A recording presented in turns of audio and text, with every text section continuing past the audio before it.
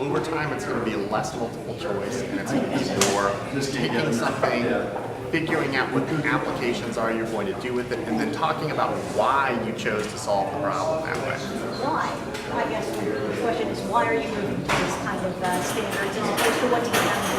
Yeah, because it's what careers, what employers, and what colleges tell us they need. So right now, 60% of kids in Tennessee who do go to college wind up getting remediated, particularly in math. And employers are telling us also they need a higher level of critical thinking that people can apply on the job. And so what this does is it takes things that colleges and employers want and embeds them in what we're teaching kids to be able to do. Somebody once told me it was less teaching to the test and more kind of critical thinking. Is that a fair assessment of? Yeah, I think that's right, and I think that's an important change. What I see in my day-to-day work anyway is that teaching to the test doesn't work. So, ironically, the schools that get the best test score gains aren't teaching to the test.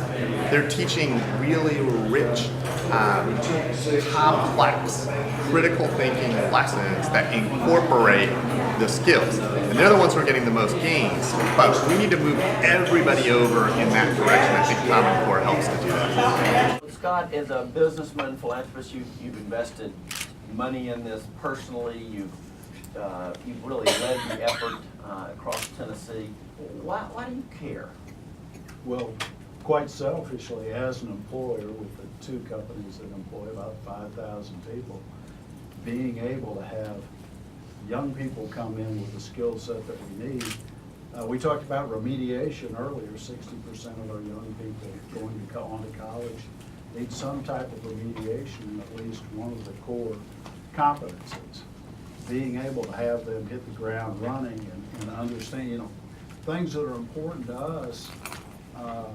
You wouldn't necessarily think this, but that practical wisdom, critical thinking that come out of having core competencies that allow you to think through the problem, like the cookie sheet that we saw earlier in the day.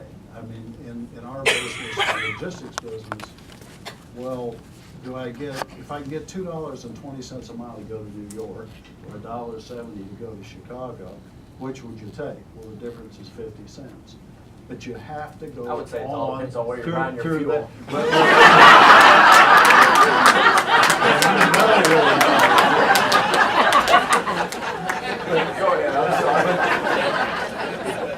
It's all of the steps that follow that. Oh, the fact that tolls are $250 in New York. Right. Oh, you can't get the truck back out of. I mean, it's that thought process, and technology to some extent has deafened this next competency that we like to use, and that's we build logistics in a team concept of 4 or 5 team members, and the technology has put walls between people, and so we have to have that team skill where they're dependent on one another. And core competency, well, I'm so excited about this.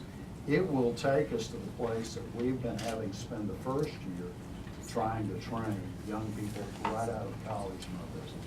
Very helpful.